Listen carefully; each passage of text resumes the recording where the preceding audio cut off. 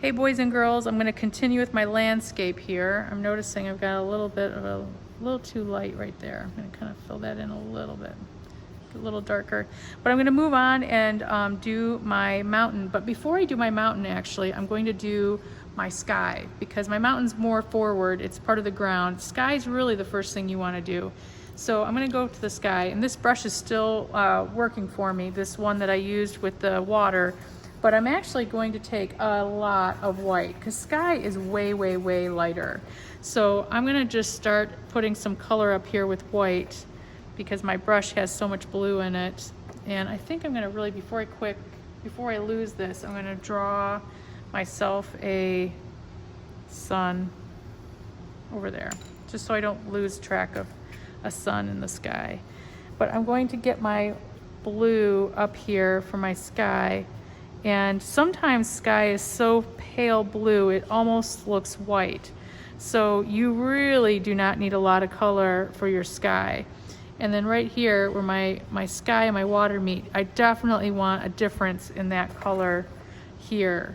That will definitely let my viewers know that this is a huge difference right here, or this is a big change. This is where this is the horizon line, basically, where the sky and the land meet, or in this case, the sea.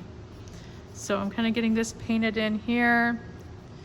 Like I said, I haven't even picked up any blue paint yet. It's just coming off my brush and giving that nice pale blue sky look.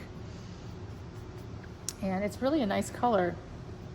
And just kind of going back and forth and kind of going just different directions can help with your sky, since clouds can really be different around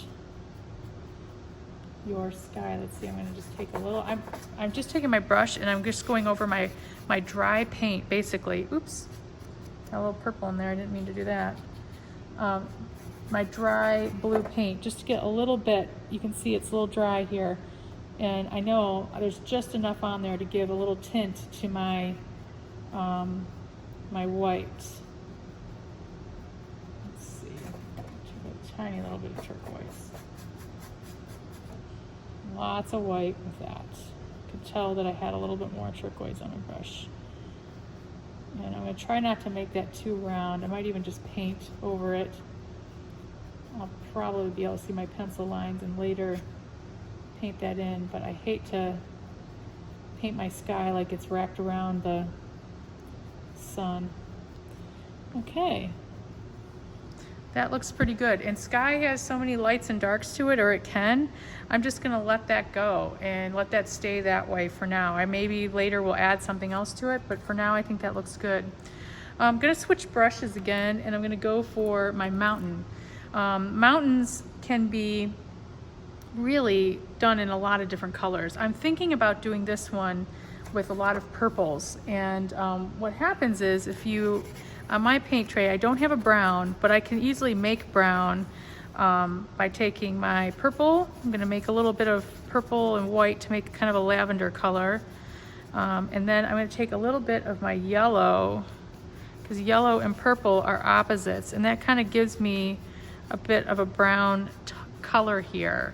And I'm gonna start by kind of making some like extra mountain shapes here, because mountain, it's not one big mountain, it's usually a couple of kind of mountains. And then kind of fill this in. And I'm gonna just take some purple, because I think purple's pretty in a mountain. And Purple Mountain's Majesty, I know that's part of one of our American songs.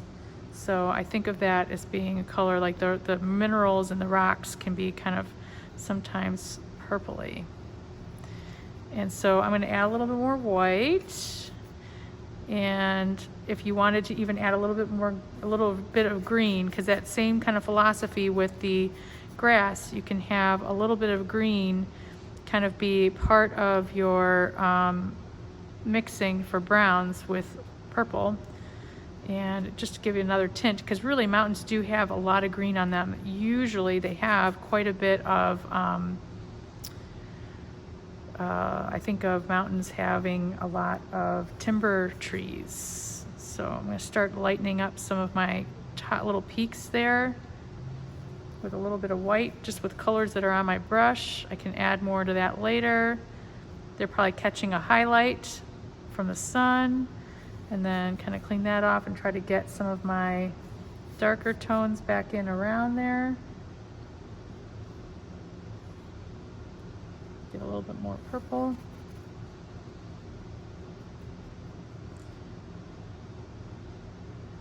Okay, and I'm gonna definitely be adding more to my mountains once those are dry too.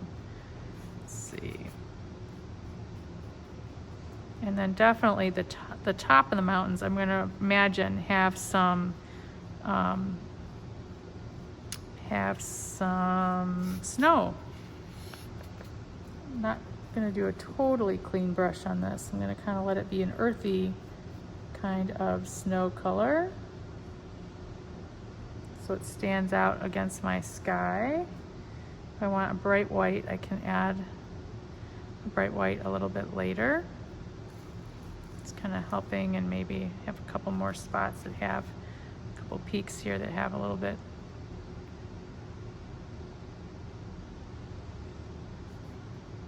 Get that bright, a little bit brighter white. Okay. I think that looks pretty good. I'm actually going to let this sit for a couple minutes before I go on to my next part. I'm gonna dry brush this just a tiny little bit. Think of all the stones. Mountains have lots of rock, and trying to get that kind of rocky kind of colors up there with the purple. A little bit of dry brush there.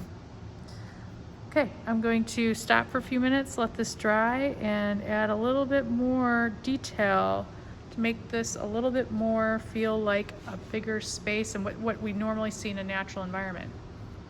Okay, see you the next time.